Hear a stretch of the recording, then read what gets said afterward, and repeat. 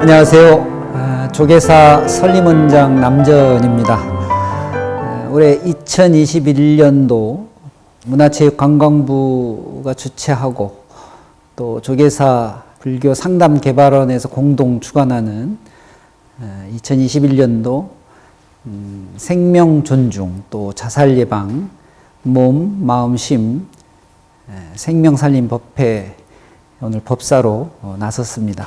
코로나19로 인해서 그 어느 때보다도 어렵고 힘든 시기들을 보내고 있는데요. 모두가 다 건강 유의하시고 또 조심하셔야 되겠습니다. 우리 절집에는 엊그제 22일 날 일요일인데요. 신축년 하안거가 해제했습니다. 안거는 글자 그대로 편안하게 있는다 이런 뜻인데요. 이 안거가 사실 시작된 것은 부처님 당시부터 매우 현실적인 필요에 의해서 안거가 시작되었죠. 이 안거는 세 가지가 아주 중요합니다. 하나는 살생을 방지하는 그런 효과가 있었고요. 또 하나는 수행자들의 건강을 유지하고 지키는 역할도 했습니다. 물론 이제 기간이 정해져 있기 때문에 집중적인 수행이 이루어졌던 시기이기도 합니다. 그러니까 생명의 살생을 방지하고 건강을 유지하고 또 하나는 집중적으로 수행한다라고 하는 이 세 가지 목적으로 안거가 시작이 되고 이루어졌죠. 사실 기간을 정해놓고 안거를 치릅니다마는 어떻게 보면 우리의 삶의 중간중간에 한 번씩은 이렇게 편안하게 건강도 보살펴가면서 자기 자신에게 온전히 집중할 수 있는 시기가 있었으면 참 좋겠죠. 그래서 사실 안거는 3개월만 하는 것이 아니고 물론 우리나라는 하안거, 동안거 6개월 동안을 하긴 합니다마는 아무 때나 언제든지 원하는 시기에 이 안거를 할 수 있으면 참 좋을 것 같다는 생각을 좀 해봅니다. 안거 기간에는 지혜를 증장시키고 자비희사하는 것이 공통적인 공부의 방법입니다. 지혜가 생긴다고 하는 것은 스스로가 굉장히 굳건해지고 튼튼해지는 그런 효과가 있습니다. 자비희사를 실천한다고 하는 것은 수행이 온전히 자기만을 위한 것이 아니고 본인이 속해 있는 조직 또 공동체 전체를 좀 넓게 얘기하면 세상 전체를 자비롭게 하는 그런 역할도 해내야 되는 것이죠. 본인에게는 굳건해지고 세상을 향해서는 자비로운 삶이 이루어진다면 그것 자체로서 매우 즐겁고 행복한 삶이 되지 않을까 싶은데요. 오늘 이 생명존중 자살예방 생명살림법회 본론에 들어가기 앞서서 작은 이야기 하나 전해드릴까 합니다. 예전에 그 중국이 티벳을 침공했을 때 중국에 많이 체포되었다고 해야 됩니까? 티벳의 스님들이 저항하고 또 중국의 억압적인 통치를 반발하면서 많은 분들이 감옥으로 끌려가시고 또 거기서 순교하시고 하셨는데요. 그 중에 그런 이야기가 있습니다. 이 중국 감옥에 갇혀있던 티벳 스님 한 분이 매일 감옥에서 고문을 당하시는 거예요. 그런데 고문을 당한 사람 치고는 너무도 의연하게 평정심을 유지하면서 그 고문을 받아내더라는 것이죠. 그러면서 그 고문하는 사람을 원망하지도 않고 증오하지도 않고 미워하지도 않았죠. 굉장히 어려운 일입니다. 그 자비심을 유지한다고 하는 것은 쉽지 않죠. 그걸 아마 고문하는 사람도 알았나 봐요. 그 고문하는 사람이 스님에게 한 번은 시간을 내서 물었답니다. 고문을 하는 내가 믿지 않나 하고 물었더니 스님께서는 그런 마음 없습니다 라고 대답했죠. 왜 내가 고문을 하는데 미워하지 않는지 그 이유가 뭡니까 하고 물었을 때 이 스님께서는 당신은 금생에 그런 일을 하게끔 되어 있고 나는 금생에 이런 일을 당하게끔 되어 있다. 그렇게 받아들이고 고문을 그저 묵묵히 견뎌내고 있을 뿐이다 라고 이야기를 했답니다. 그 다음 날부터 고문이 중단되었다고 하지요. 이런 이야기를 좀 듣고 있으면 우리가 평상시에 공부하고 기도하고 또 수행하고 또 행복한 삶을 살기 위해서 매우 노력은 하지만 그렇게 어렵고 힘든 환경에 처해졌을 때 그것이 가능할까 하는 생각을 저부터도 해 봅니다. 그래서 무엇보다도 이런 안거 기간을 통해서 또는 일정하게 시간을 정해서 공부하고 수행하고 정진하는 것에 게을리해서는 안 되겠다 하는 생각을 항상 해 봅니다. 여러분, 우리가 세상을 살면서 눈에 아름답게 보이는 것은요, 무지개 보듯 하라고 하시거든요. 귀에 거슬리는 말은 메아리를 듣듯이 해라 이렇게 얘기하십니다. 번뇌가 생기면 그것이 누군가에게 피해를 주는 것이 아니라 내 스스로 나에게 상처를 주기 때문에 상처가 커지지 않도록 늘 스스로를 보살펴야 된다라고 하는 그런 말씀 또 이런 이야기가 좀 중첩이 되면서 어떻게 수행하고 공부해야 되는지를 항상 되돌아보려고 합니다. 오늘 2021년도 생명존중 자살예방 몸마음심 생명살림법회의 이야기를 제가 오늘 하게 되었는데요. 저는 생명살림이란 말을 개인적으로 매우 좋아합니다. 여러분, 생명은 다 알고는 계십니다마는 우리 우주에 존재하는 모든 그 생명체 각각 그 존재의 근거가 되는 것은 바로 이 생명이 있기 때문이라고 볼 수 있겠습니다.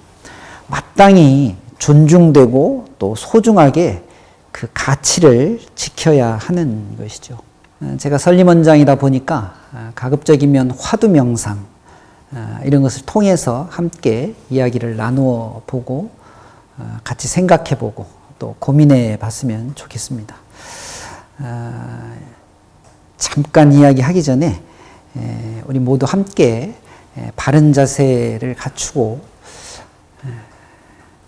편안하게 좀 계시면서 제가 앞서 이야기했던 안거는 과연 뭘까? 꼭 스님들의 수행의 어떤 기간이나 수행의 모습이 아니라 내 삶에 있어서 편안하다고 하는 것은 과연 뭘까? 스스로가 스스로에게 얼마나 편안함을 추구하고 있는지 또는 행복한지 또 스스로의 삶에 큰 문제는 없는지 이런 것들을 이야기하기에 앞서서 잠시 정리하고 갔으면 좋겠습니다. 여러분 같이 시청하시고 또 함께 해주시는 분들 자세 바로 하시고 제가 축비를 한번 쳐드릴 테니까 나는 누구일까? 나의 삶은 편안한가? 이런 생각으로 잠깐만 함께 명상하고 집중하는 시간을 가져보도록 하겠습니다.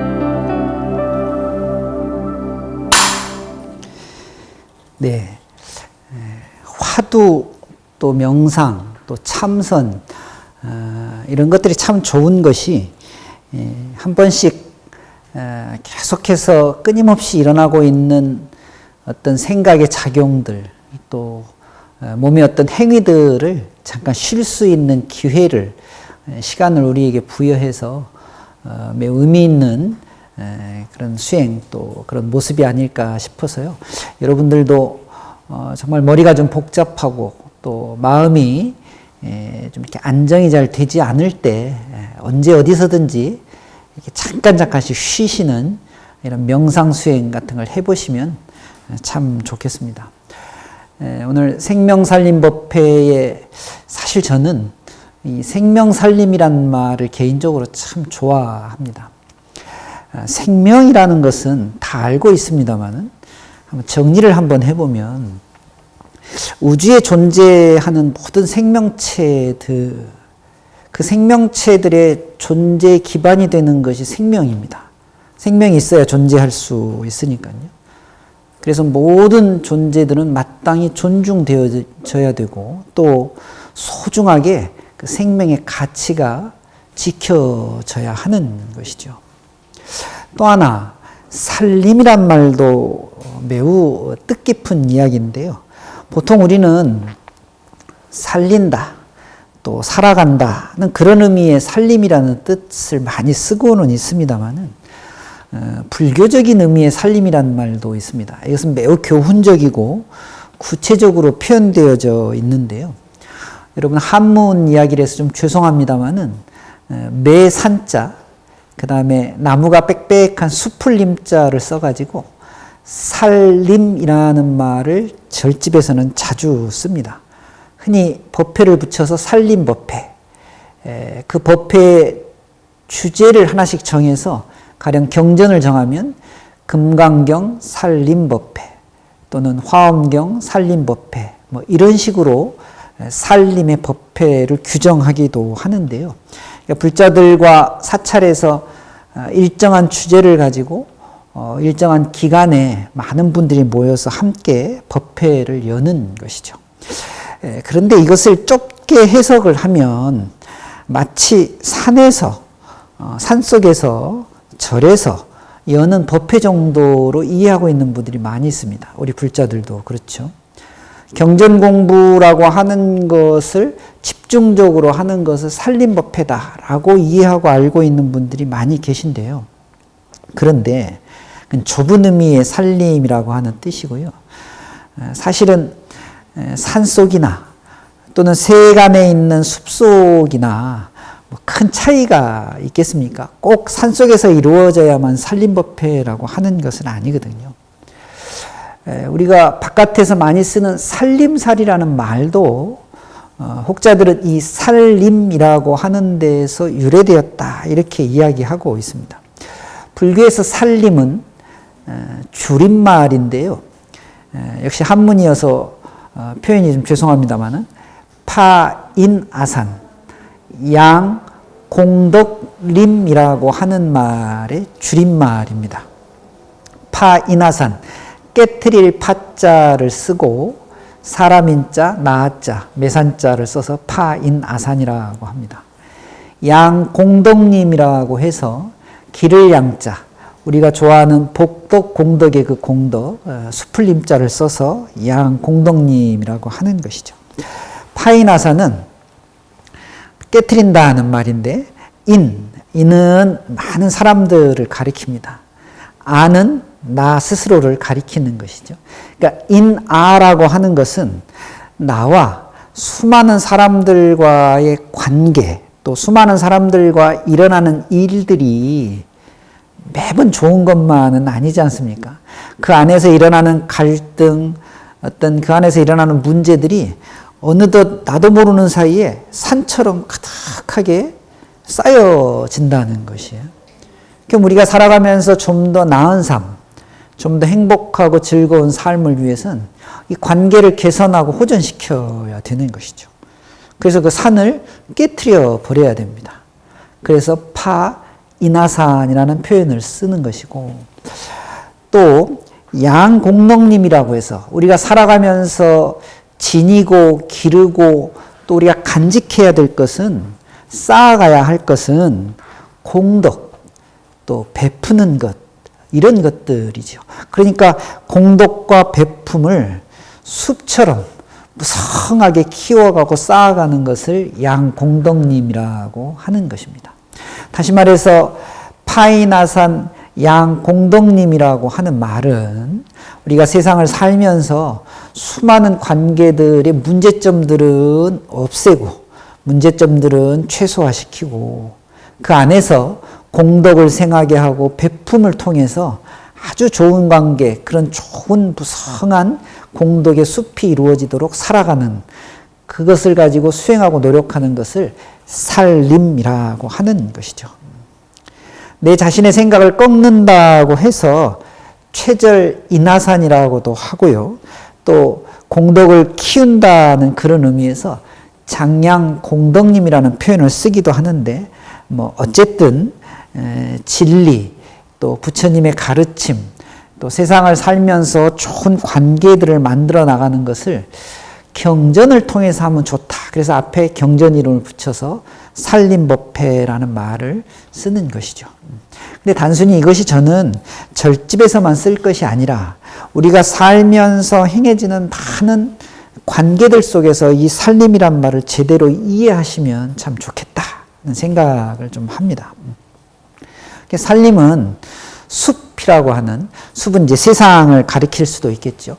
이 숲 속에 존재하는, 각각 존재하고 있는 수많은 나무들, 이 나무들은 나를 비롯한 우리들의 각각 개별적 존재들이라고 할 수 있는데요. 이 나무들이, 이 개별적 자아들이, 이 각각의 나무들이 서로 존중하고 서로의 생명을 소중하게 여겨주고 또 평등한 가치를 서로 존중해주는, 이제 그렇게 되면 이 숲이 무성해지고 당연히 좋은 숲으로 거듭나지 않겠습니까? 그러니까 우리의 살림살이도 우리 절집에서 이야기하는 이런 살림살이하고 다를 것이 없는 것이죠. 저는 그런 의미에서 우리의 삶 자체의 살림이 이해되었으면 좋겠다는 생각을 좀 해봅니다.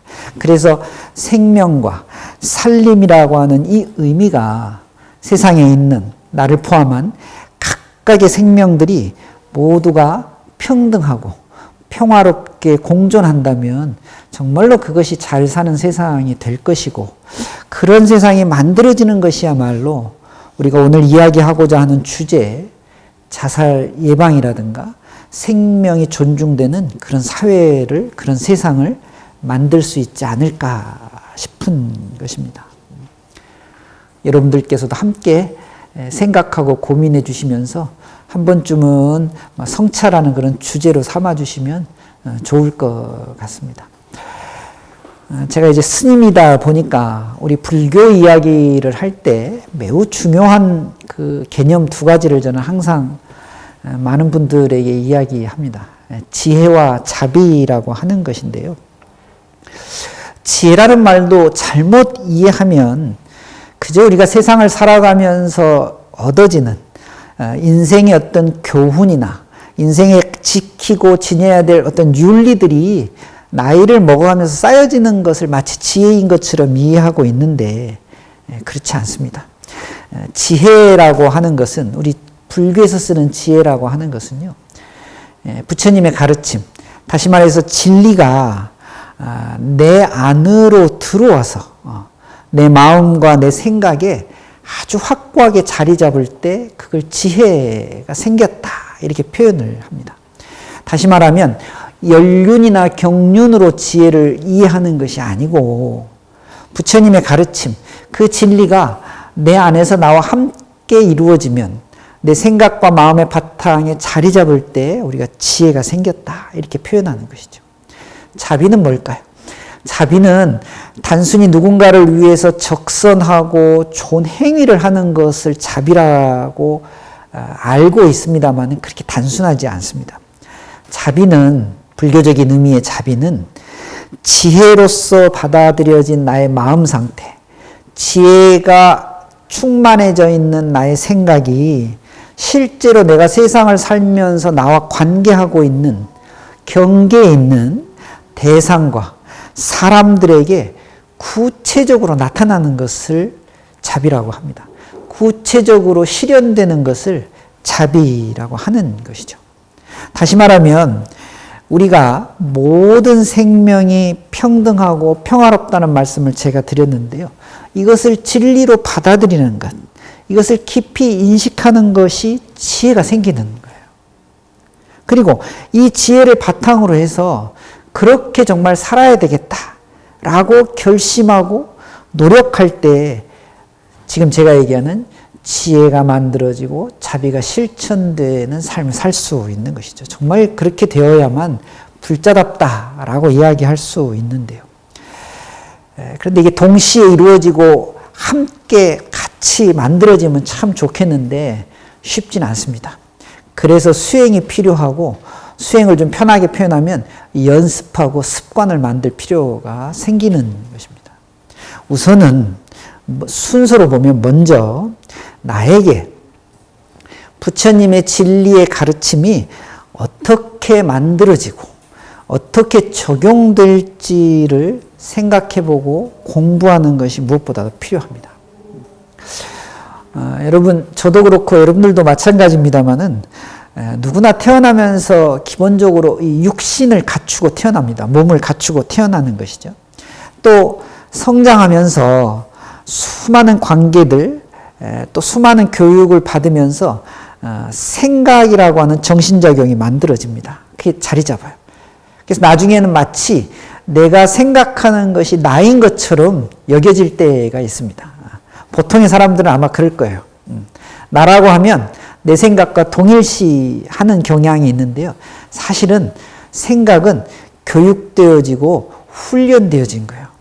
나라고 보기 쉽지 않습니다. 요거 이제 나중에 이제 공부를 통해서 조금씩 우리가 알아가면 좋겠는데요. 뭐 어찌 됐든 육신은, 우리의 몸은 굉장히 본능적입니다. 여러분 한번 생각해 보세요. 본능적으로 살고 계세요. 몸에 중심을 둔 삶은, 육체에 중심을 둔 삶은 당연히 본능적일 수밖에 없습니다.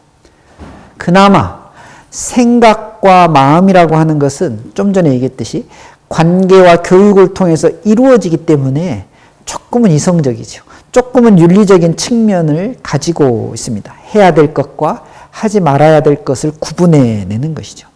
그러면 이 본능적인 육체, 육신의 작용, 몸의 작용과 윤리적이고 이성적인 이 마음과 정신의 작용이 잘 어우러지면, 잘 조화롭게 이루어지면 보통 우리가 잘 살고 있다라고 얘기하는 것입니다. 그런데 아쉽게도 많은 분들이 다 본인이 지니고 있는 육체, 육신이고 생각이고 마음이고 그런데도 불구하고 항상 조화롭지만은 않아요. 물론 대부분은 큰 불편을 느끼지 않으면서 소속된 공동체 안에서 가족이 됐든 직장이 됐든 사회가 됐든 그 안에서 서로 영향을 주거니 받거니 하면서 아마 열심히 살아가고 있죠. 보통은 그렇습니다. 그런데 내 개인적인 입장에서 좀 돌이켜 생각해 보면 지금 말씀드렸던 이 몸과 마음의 작용이 항상 조화롭지만은 않아요. 오히려 어떻게 보면 부조화일 때가 훨씬 많을 수 있습니다. 이제 그렇게 될 때 삶 자체가 매우 불편해집니다.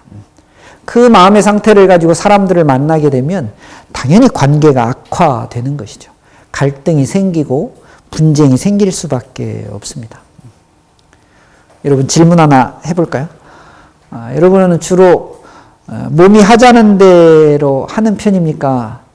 아니면 마음이 하자는 대로 주로 하는 편입니까? 마음먹은 대로 됩니까? 이것을 조금만 우리가 생각해 보면 몸이 하자는 대로 또는 마음이 하자는 대로 했을 때 행복감을 과연 얼마나 느끼느냐, 이것이 중요한 관건이 될 거예요.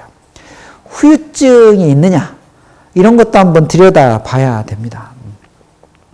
누구나 행복하기 위해서 세상을 살아가고 있죠. 사실은 태어나는 순간부터 행복 추구권이 다 있는 것 같아요. 하고자 하는, 살고자 하는 욕구가 왕성하게 본능적으로 일어납니다. 제가 이런 말씀 드리면 어떨지 모르겠습니다만은 애기들 보면 참 귀엽고 예쁜데요. 근데 애기들 하는 걸 가만히 지켜보고 있으면요, 그렇게 이기적일 수가 없어요. 보기는 참 예쁘고 좋은데 하는 걸 보면 그렇게 이기적일 수가 없어요. 잡히는 것은요, 만져지는 것은요, 다 자기 겁니다. 다 어디로 가죠? 다 입으로 다 가버려요. 모든 걸 잡아가지고 다 굉장히 이기적이에요. 저도 어렸을 때 그랬을 거예요. 여러분들도 아마 그러셨을 거예요. 여러분 조금만 생각해 보면요, 우리가 행복하기 위해서 학교도 다니고 취직도 하고 돈도 벌고 여행 다니고 음악 듣고 취미 활동합니다. 운동도 하고 가족들 간에 서로 화목하기 위해서 좀 풍요로운 재산을 좀 갖기 위해서 노력하는 것이죠. 예술의 가치도 좀 향유하고 싶고 여가를 충분히 잘 선용하고 싶고 그렇습니다. 사실 이런 걸 추구하면서 우리가 살아가고 있죠. 그런데 돌이켜보면 그런 좋은 것들은 굉장히 일시적이고 순간적일 때가 참 많습니다.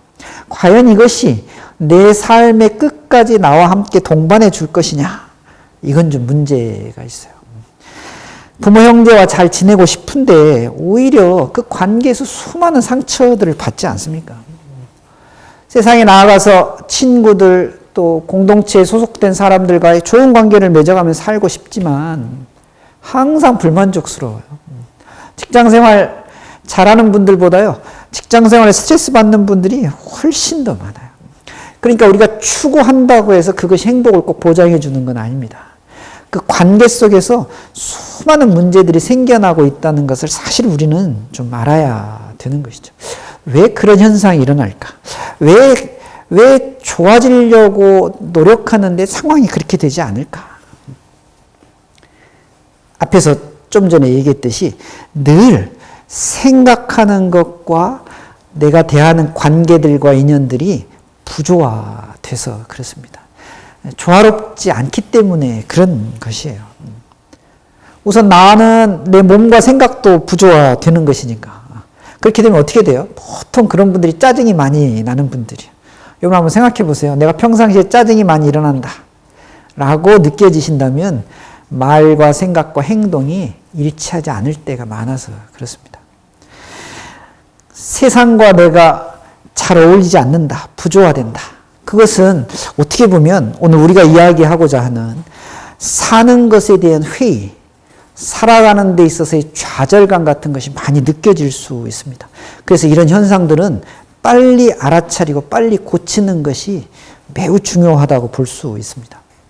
부처님께서는 이런 현상들을 좀 진리 근본적으로 뭐라고 표현하셨냐면요, 반야심경에도 등장하는데요, 전도몽상이라고 표현하셨어요. 전도몽상. 거꾸로 보는 거예요. 바르게 보지 못하고 거꾸로 보는 것이죠. 몽상. 가짜인데, 진짜가 아닌데 그것을 진짜라고 우리가 착각한다라고 해서 전도몽상이라는 표현을 씁니다.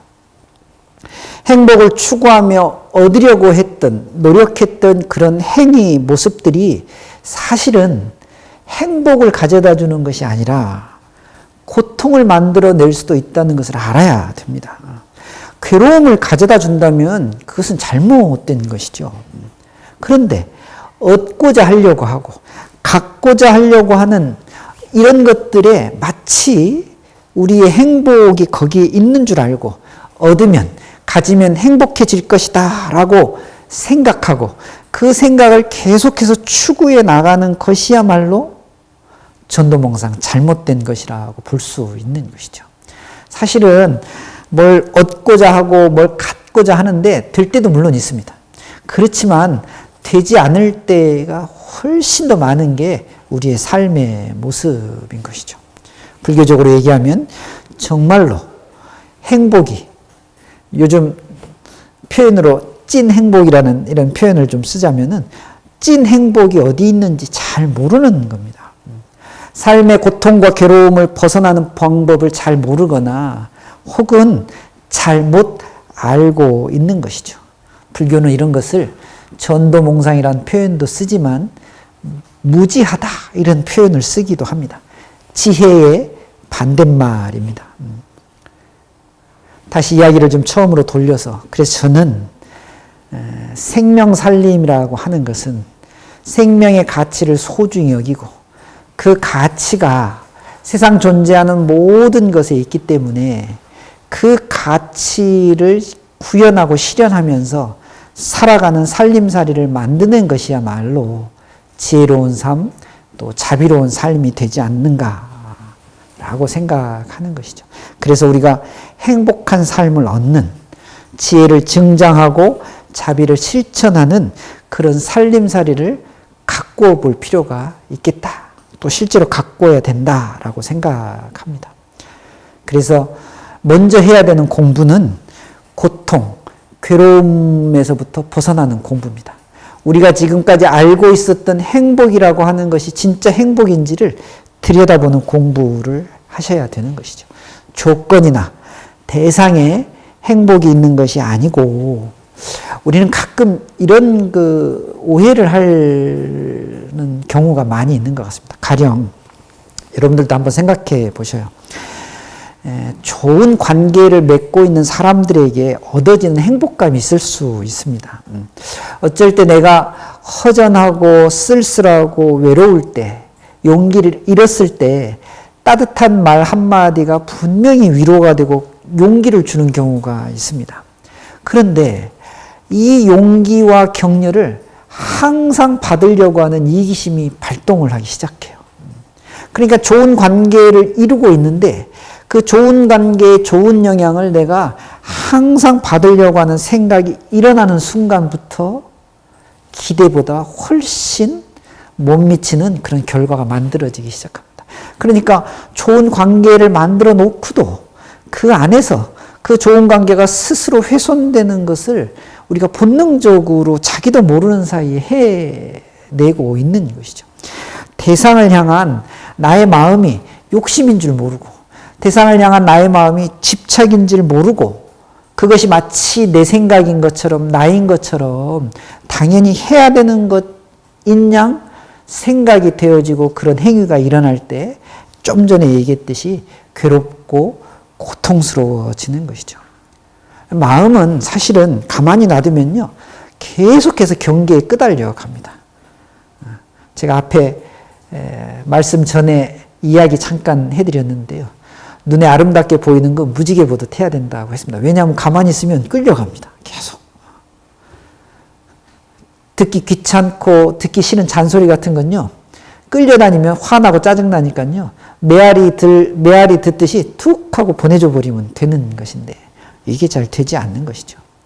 그래서 우리가 이렇게 법문을 듣고 공부를 하고 수행을 하고 명상을 하는 이유는 그렇게 순간순간 일어나는 그 잘못된 마음, 그 집착하고 대상의 경계에 끄달리는 그 마음을 들여다보는 데서부터 시작해야 됩니다. 가만히 놔두면요, 끊임없이 달려가게 돼 있어요. 경계로 내가 좋아하는 본능에 끊임없이 내 생각과 행위가 달려가게 돼 있거든요. 멈춰야죠. 그리고 왜 그런 마음들이 일어나는지를 들여다보는 겁니다. 숨 한번 크게 쉬면서, 그러니까 몸과 마음 쉬어가면서 정말 생명을 살리는 그런 공부들, 그런 연습, 그런 훈련이 되어야 되는 것이죠. 이것만 사실 잘 해도 내 삶이 안거, 편안해지고 평안해집니다. 그런데 이게 생각보다 어렵지 않습니다. 말 그대로 훈련하고 연습하면 되는 것이니까요. 근데 왜 이걸 우리가 하지 않을까?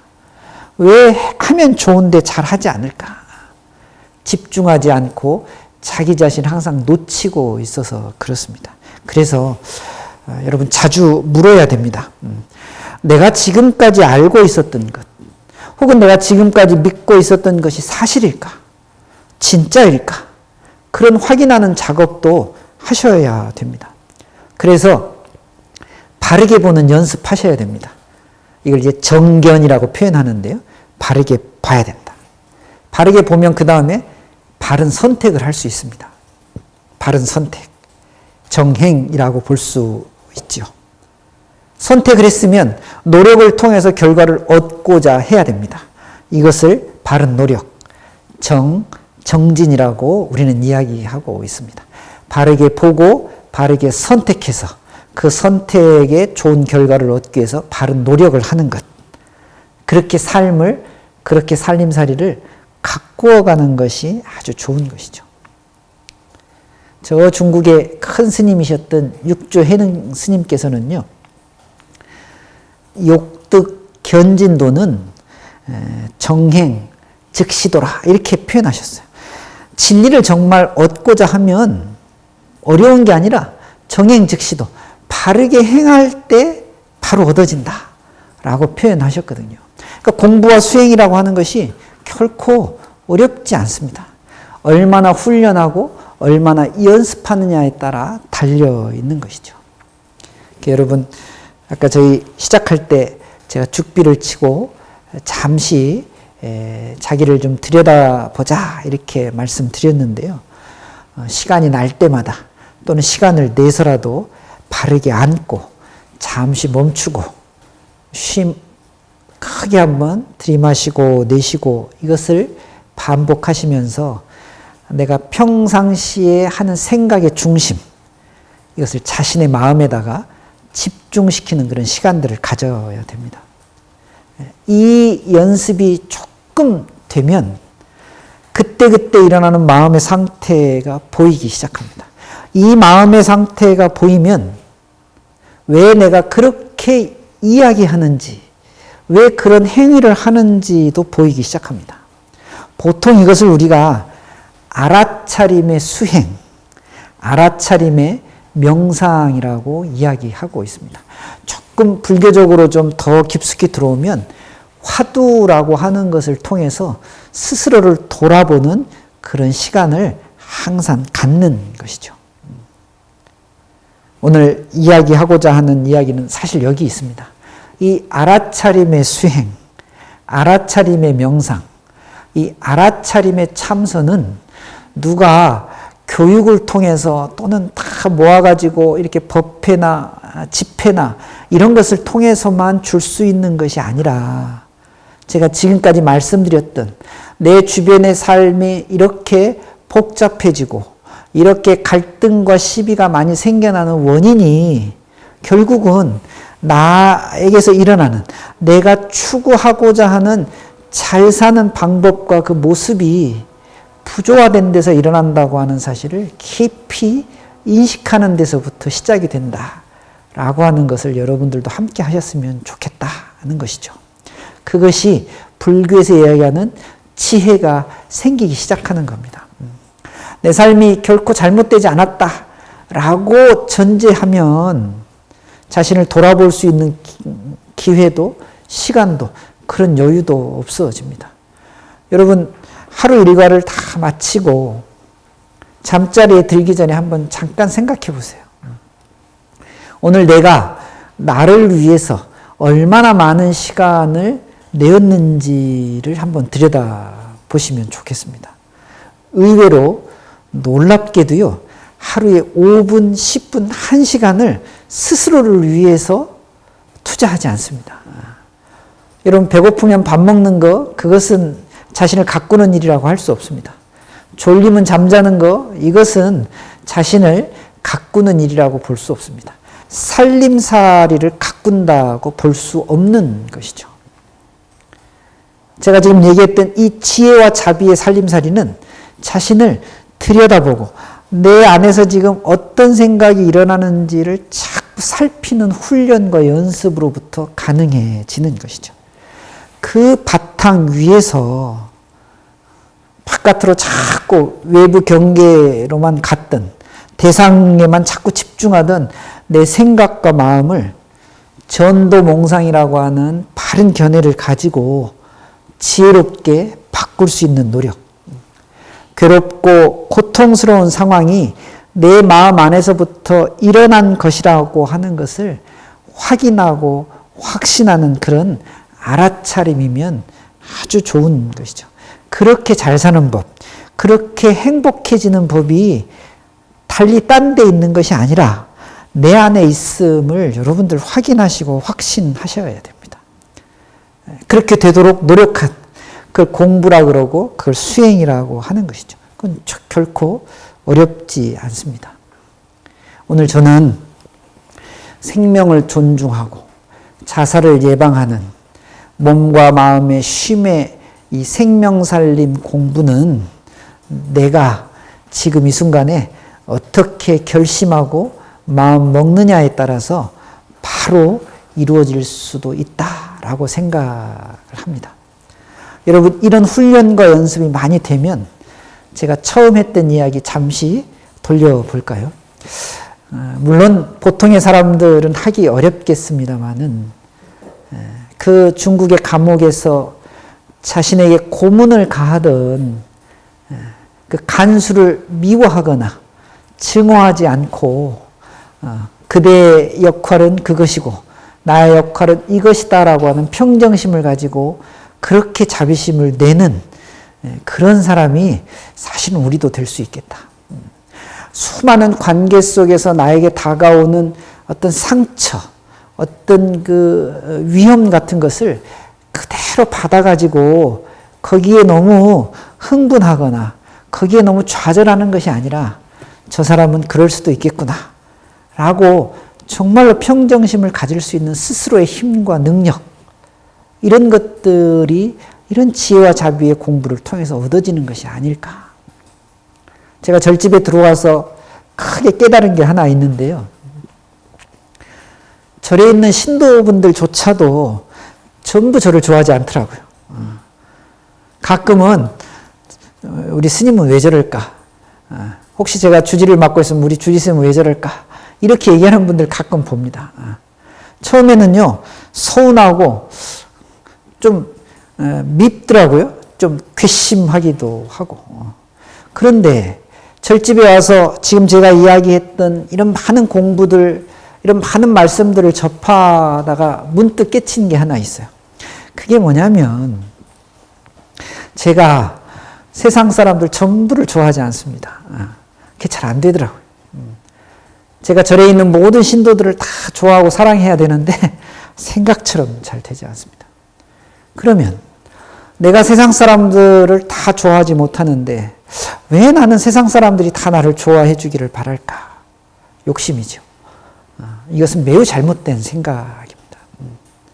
이런 사실 하나만 제대로 우리가 이해하고 있어도, 제대로 인지하고 있어도, 제대로 인식하고 있어도 그렇게 많이 나에게 가해지는 그런 오해와 그런 말의 어떤 날카로움과 나를 상처 주는 행위들에 그렇게 끄달려가지 않을 것 같아요.